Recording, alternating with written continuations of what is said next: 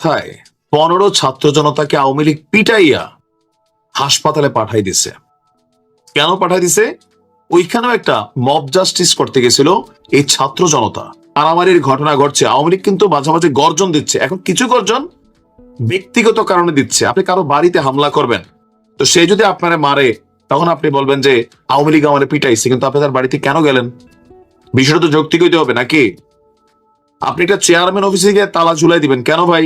আইন আছে, আদালত আছে। চেয়ারম্যান অন্যায় করলে থানা পুলিশ এটার বিরুদ্ধে ব্যবস্থা নেবে। ঘটনার প্রেক্ষাপট হচ্ছে যশোরের কেশবপুরে। দেখেন, মব জাস্টিস বন্ধ করতে হবে। ছাত্র জনতা মানে এই না যে আমার যা খুশি মন চায় তাই করবো। যশোরের কেশবপুরের সাগরদাড়ি ইউনিয়ন পরিষদ চেয়ারম্যানের কক্ষে তালা দেয়াকে কেন্দ্র করে আওয়ামী লীগ এবং ছাত্র জনতার মধ্যে সংঘর্ষ হয়েছে। এতে 22 জন আহত হয়েছেন, যার মধ্যে 14 থেকে 15 জনই হচ্ছে ছাত্র জনতা। আপনার গতকালকে দুপুরে সাগরদাড়ি ইউনিয়ন পরিষদের সামনে এই ঘটনা ঘটেছে। আহতরা হলেন ছাত্র জনতার পক্ষে ইউনুস হোসেন, আবু সাইদ, মেহেদি হাসান রনি, সাগর, রকি, গোলাম মুস্তফা, আকাশ, নাইম এবং চেয়ারম্যানের পক্ষে তার ভাই কাজী মুজাহিদুল ইসলাম পান্না এবং কাজী মাঝারুল ইসলাম সোনা সহ কয়েকজন। ভাইয়ের বিপদে ভাই আগে আসছে। আচ্ছা, ঘটনার প্রেক্ষাপট কি? স্থানীয়রা বলছে যে সাগরদাড়ি ইউনিয়ন পরিষদের চেয়ারম্যান আপনার ও উপজেলা আওয়ামী লীগের সাংগঠনিক সম্পাদক কাজী মুস্তাফিজুল ইসলাম মুক্ত নিয়মিত ইউনিয়ন পরিষদ কার্যক্রম পরিচালনা করে আসছেন। বুধবার দুপুরে স্থানীয় ছাত্র জনতা পরিষদে গিয়ে চেয়ারম্যানের কক্ষে তালা ঝুলাই দিচ্ছে। বিষয়টি জানতে পাইরা চেয়ারম্যানের পক্ষে লোকজন আপনার ইউনিয়ন পরিষদের সামনে উপস্থিত হয়ে তালা খুলে দেওয়ার দাবি জানায়।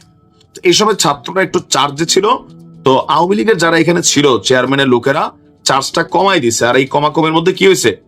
9 জন এই মুহূর্তে হাসপাতালে ভর্তি, 15 জনের অবস্থা আশঙ্কাজনক। এখন এই বিষয়ে জেলা ছাত্র দলের যিনি সহসভাপতি আছেন তিনি বলছেন যে এই চেয়ারম্যান স্থানীয়ভাবে আওয়ামী লীগের পক্ষে কাজ করছেন। এমন খবর ছড়িয়ে পড়লে ছাত্র জনতা ঐক্যবদ্ধ হয়ে ইউনিয়ন পরিষদে গিয়ে চেয়ারম্যানের কক্ষে তালা ঝুলাই দেয়। এই অধিকার ছাত্র জনতারে কে দিল? এখন ছাত্র জনতা তাদের মন চাইলে তারা গিয়ে তালা ঝুলাই দিবে। একটা চেয়ারম্যান অফিসে সরকারি কাজে এটা তো বাধা দেওয়া। একজন চেয়ারম্যান, তিনি হচ্ছেন পার্ট অফ গভর্নমেন্ট, মানে সরকারের একজন কর্তা। তো চেয়ারম্যান যদি কোনো অন্যায় করে থাকে, আওয়ামী লীগের কার্যক্রম করে থাকে, এই মুহূর্তে তার বিরুদ্ধে থানায় যান, উপজেলা পর্যায়ে যান, লিগালি কমপ্লেন করেন, কিন্তু আপনি দৌড় দিয়ে সেখানে তালা ঝুলাইতে আসছেন, তো আপনাকে ছেড়া দিবে? আজকে এটা যে কোনো কেউ হোক, আওয়ামী লীগ বলতে কথা না, আপনি গিয়ে তালা ঝুলাই দিবেন?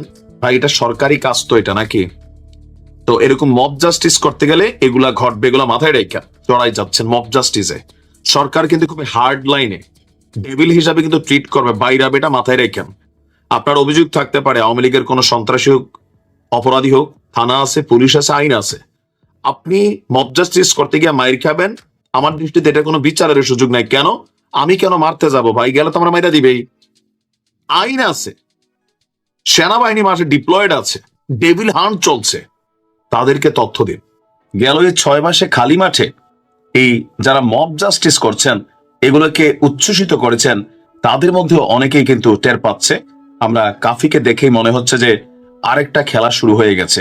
এটা সাংঘর্ষিক ক্ল্যাশ চলছে এই মুহূর্তে। কত ভয়ঙ্কর পরিকল্পনা ছিল জানেন? যখন এই ঘরে আগুন দেওয়া হয়েছে, কাফিদের ঘরের দরজাটা বাহির থেকে লক করে দেওয়া হয়েছে, জানালার সিটকিনিগুলা বাহির থেকে আটক ছিল নাকি, ভেতরে আগুন দিয়ে দিছে যেন পরিবারের সব সদস্য আগুনে পড়ে মারা যায়। একটা বড় ফাড়া কাইটা গেছে কাফির উপরে। এরপরই টেনশন দেখা দিয়েছে কমেন্টে অনেকের মধ্যেই যে বাকি যারা বিভিন্ন লোকাল এরিয়াতে আওয়ামী লীগের এমপিদের, মন্ত্রীদের বাড়ি ঘরে আগুন দিয়ে বিভিন্ন বক্তব্য দিয়েছে, তাদের সাথে কি এমন ঘটতে যাচ্ছে?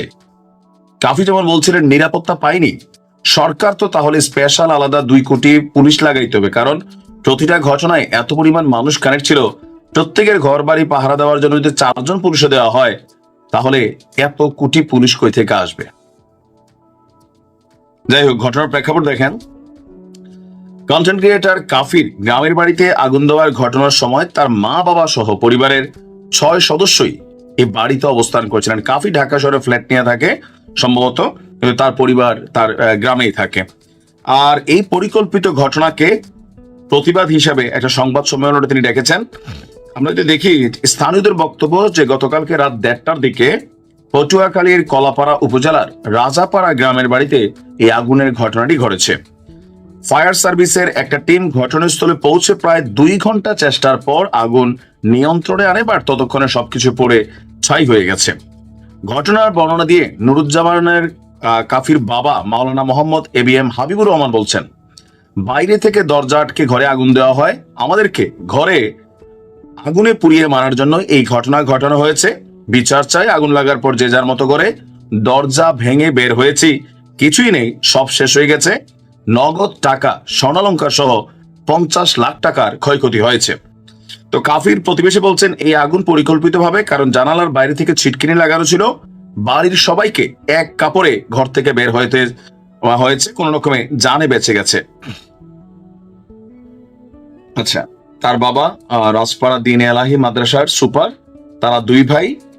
আর করোনাকালে কাফি আলোচনায় আসছে, আর এই অভ্যুত্থানের সময় আলোচনায় আসছে কি আসলে ঘটবে। এখন যখন কাফির বাড়িতে আগুন, আমরা এটা দেখছি যে এটা নিয়ে প্রতিবাদ হচ্ছে, আন্দোলন হচ্ছে, বৈষম্য বিরোধীরাও সম্ভবত কথাবার্তা বলবে। তো আমরা কমেন্টগুলো যখন দেখি, সেখানে বলা হচ্ছে আওয়ামী লীগের যে সকল এমপিদের বাড়িঘর ভাঙা হয়েছে, তারা তো ভাই কথাও বলতে পারে না কোথাও থেকে। তাদের পরিবারের লোকেরা সে আগুনকে থামানোর জন্য চেষ্টাও করতে পারে নাই, কারণে প্রাণ চলে যায়। কাফির পয়সা আছে, টাকা পয়সা আছে, বাট এখানে যদি বাপ মার জীবনটা চলে যেত তাহলে কি হইতো? এই আগুন খেলা যেখান থেকে শুরু হয়েছে, তখনই বলছি যে এই বুলডোজার খেলা এবং আগুন খেলায় যারা কানেক্টেড হয়ে গেছে, আপনি আজকে হাসছেন, কালকে আপনাকে কাঁদতে হবে। একটু খেয়াল করাই দিই, আওয়ামী লীগ সরকারের ক্ষমতার সময় আপনার বেগম খালেদা জিয়াকে তার যে একটা নিবাস ছিল ক্যান্টনমেন্টের এরিয়াতে, সেখান থেকে তাকে পরিকল্পিতভাবে আওয়ামী লীগ সরকার বের করে দিছিল। তারপর শেখ হাসিনা একটা ভাষণের মধ্যে বলছিলেন, তখনই সিদ্ধান্ত নিয়েছিলাম যখনই সুযোগ পাবো বের করে দিব। এটা দাম্ভিকতার হাসি তিনি দিয়েছিলেন। আর আজকে যখন ধানমন্ডি 32-এ আগুন লাগছিল, আগুন দিয়ে জ্বালাই দেওয়া হয়েছে, তখন খালেদা জিয়ার সেই কান্নার ভিডিওটা সামনে আসছে। আবার শেখ হাসিনাও 32-এ আগুন লাগার পর কেঁদে কেঁদে একটা ভিডিও দিচ্ছেন। এটা প্রকৃতির একটা চরম শিক্ষা। শেখ হাসিনা খালেদা জিয়ার বাড়িটারে ধ্বংস করে দিয়েছিল, গুড়াই দিয়েছিল, ওনারটাও ধ্বংস হয়েছে কারো না কারো মাধ্যমে। দেখেন, বিএনপি করতে পারে নাই ওই সময়, কিন্তু টেকনিক্যালি হয়ে গেছে। আবার 32-এ যারা আগুন দিচ্ছেন, কারণে অকারণে তাদের বাড়ি ঘরে আবার আগুন লাগা শুরু হয়েছে। আপনি খেলাটা রিপিটেড হবে এটা। আর এইসব খেলায় সবসময় সাধারণ মানুষ বিপদে পড়ে। যারা বড় মানুষ তারা খেলে, আর আমরা যারা সাধারণ মানুষ আছি এই খেলার মধ্যে পড়ে যাই। দিন শেষে আপনি মরলে, আপনার বাড়ি ঘরে আগুন লাগলে একটা নিউজ হবে, একটা প্রতিবাদ হবে, হয়তো অনেকে কিছু টাকাও পাবেন, কিন্তু একটা ঘর তো একটা স্মৃতি, একটা শৈশব কৈশোরের অনেক কিছু থাকে। এখন আমি জানি না যে এই খেলার আসলে শেষ কোথায়, কারণ কাফিরে আগুন লাগার পক্ষে, আগুনের পক্ষে হিউজ কমেন্ট আছে, পজিটিভ হিউজ কমেন্ট আছে, নেগেটিভ, দুইটা পক্ষ। বুঝছে, কাফির সে উচ্ছ্বাস দেখে এক পক্ষ বলছে নে বেটা একদম নগদে শাস্তি হয়েছে তোর উচ্ছ্বাসের, আরেক দল বলছেন যে ভাই আল্লাহ কোন রকমের প্রাণটা বাঁচিয়েছে, ধৈর্য ধরেন, সব ঠিক হয়ে যাবে। বাট সামহাউ এটা আরো বড় দুর্ঘটনা ঘটতে পারতো, পরিবারের সব সদস্য মরেও যেতে পারতো। চিন্তা করেন, আরো হয়তো অনেকের সাথে এমন ঘটনা ঘটবে। কারণ ধানমন্ডি 32 থেকে যেটা হয়েছিল সারা বাংলাদেশের মুহূর্তে ছড়াই পড়ছিল, সারা বাংলাদেশে তখন প্ল্যান ছিল না। এখন কাফির বাড়িতে এসে আবার কোথায় ঘটে আল্লাহ ভালো জানে। ধানমন্ডি 32 ভাঙার পর কাফির কিছু উচ্ছ্বসিত ভিডিও মাউস সামনে প্রকাশ করছে যে দেখো 1 সপ্তাহের ব্যবধানে পরিবেশটা কিভাবে বদলে গেছে, এবং এটা খুবই একটা ভয়ঙ্কর বিষয় হিসাবে কিন্তু উত্থাপিত হতে যাচ্ছে। আমি বারবারই বলি যে দেখেন, আপনি অন্য মানুষটার যে ক্ষতি করবেন, এই ক্ষতি আপনার দিকে ফিরে আসবে। আমরা যখন এগুলো বলি, কেউ বলেন দোসর, কেউ বলেন পক্ষের, কেউ বলেন বিপক্ষের, বাট যে মেসেজটা ক্রিয়েট করতে চাই, কখনো মব জাস্টিস, অন্য কারোর বাড়ি ঘরে আগুন দেওয়া, কারোর পরিবারের উপরে অত্যাচার নিপীড়ন করা, এটা কখনোই কল্যাণকর হয় না। আজকে এরপর কাফি একটা স্টেটাস দিয়েছেন, তো তার এই স্টেটাসের কমেন্টে কেউ কেউ লিখছেন, আবার বুঝতে পারছো যে অন্যের বাড়িতে আগুন দেওয়ার পরে যে উচ্ছ্বাস তুমি করেছো, তোমার বাড়িতে যখন আগুন লাগছে ফিলিংসটা কেমন? কেউ কেউ বলছেন যে ভাই আপনি মন খারাপ করবেন না, ধৈর্য হারাবেন না, নিশ্চয় আল্লাহ ভালো কিছু রাখছে। এখন যারা যারা যেই পক্ষের ফলোয়ার, যারা কাফির হেটার্স তারা একরকম বক্তব্য দিচ্ছেন, যারা তার সাপোর্টার্স তারা আর একরকম বক্তব্য দিচ্ছেন। আমরা যদি দেখি যে কাফির বাড়ি হচ্ছে পটুয়াখালী জেলার কলাপাড়া উপজেলায়, 2019 থেকে কন্টেন্ট তৈরি কাজ করে। আর অমর 21 বইমেলার মধ্যে, আচ্ছা, জুলাই আন্দোলনের অংশগ্রহণ করা প্রথম দিক থেকেই তার এই বক্তব্যগুলো আমরা দেখেছি ফেসবুকে বা বিভিন্ন জায়গায়। তিনি যথেষ্ট আলোচিত হয়েছিলেন। এরপর আমরা যদি দেখি তার যে স্ট্যাটাসটা ছিল, মধ্যরাতে আমার বাড়ির রান্নাঘর সম্পূর্ণ পুড়িয়ে দিয়েছে, কোন দেশের জন্য কাদের জন্য কথা বলেছিলাম, যুদ্ধ করেছিলাম এবং করছি, নিরাপত্তা পাইনি। এখন কাফির এই অভিযোগের জায়গাটা বা অভিমানের জায়গাটা অনেকাংশে সত্যি, আবার অনেকাংশে আসলে সরকারের এখানে কিছুই করার নাই। কেননা দেখেন, সরকার যদি প্রত্যেকটা এই আন্দোলনকারী যারা ছিল তৎকালীন প্রেক্ষাপটে প্রত্যেককে যদি নিরাপত্তা দেয়, তাহলে কি দেশে এত পুলিশ আছে, আর্মি, সেনাবাহিনী, তাদের তো অন্য কাজ আছে। নিরাপত্তার ইস্যুটা আমাদের এই আন্দোলনের স্টেক হোল্ডার আমরা দেখেছি লক্ষ লক্ষ মানুষ। তো এখন প্রত্যেকের বাড়িঘর কি পাহারা দেওয়া সম্ভব? তবে আগুনের যে ইস্যুটা, আগুনের ইস্যুটা হঠাৎ করেই আমরা আওয়ামী লীগ সরকার থাকতে শুনতাম অগ্নি সন্ত্রাস। তো গেল কয়েকদিন যাবৎ আওয়ামী লীগের এমপিদের বাড়িতে যে ঘটনাগুলো ঘটেছে, সেগুলোর ফলে মানুষের মধ্যে সেই অগ্নি সন্ত্রাস শিশুটা অনেকটা কাজ করে যাচ্ছে। কেউ বলছেন যে না, একদম উচিত শিক্ষা হয়েছে, আওয়ামী লীগ 16 বছর বাংলাদেশকে লুটপাট করছে, ধ্বংস করছে, এদের তো এমন সাজাই হওয়া উচিত। এখন আবার যখন যারা এই ঘটনাগুলোতে উচ্ছ্বাস প্রকাশ করছে, তাদের অনেকের বাড়িতেই বা অনেকের সাথে এখন নানান ঘটনা ঘটা শুরু হয়েছে, তখন আবার অন্যরা বলছে কেন ভাই, তাদের বাড়ি বাড়ি না, তোমারটা বাড়ি, তো তোমারটা তো আগুন দিছে, তুমি পারলে ঠেকাও, তারা তারাটা ঠেকাইতে পারে নাই, তুমি তোমারটা ঠেকাইতে পারো নাই। বিষয়গুলো কিন্তু অশনি সংকেত। আমরা এর আগে সরকার পরিবর্তনের দৃশ্যপট দেখেছি, যারা অন্যায় করেছেন, লুটপাট করেছেন, দেশ ছেড়ে পালিয়ে গেছেন, অনেকেই মামলা খেয়েছেন, মিথ্যা মামলার শিকারও হয়েছেন, হামলারও শিকার হয়েছেন। কিন্তু আসলে কার বাড়ি ঘর এইভাবে আগুন দিয়ে পুড়িয়ে দেওয়া অথবা বুলডোজার দিয়ে গুড়িয়ে দেওয়া, এই ট্রেন্ডটা কিন্তু আমরা এর আগে দেখি নাই। এখন দেখেন, এই কথাগুলো বললে অনেকে বলবেন যে তুমি এগুলার পক্ষে অবস্থান নিচ্ছ। না, আমি ভবিষ্যতের পক্ষে অবস্থান নিচ্ছি। কারণ বাংলাদেশে নেগেটিভ জিনিসগুলো আমরা এত দ্রুত মাথায় নেই, পজিটিভ কখনো নেই না। ধরেন আওয়ামী লীগ সরকারের 10টা ভালো কাজ আপনার যদি বলি, আপনার মাথায় একটাও আসবে না।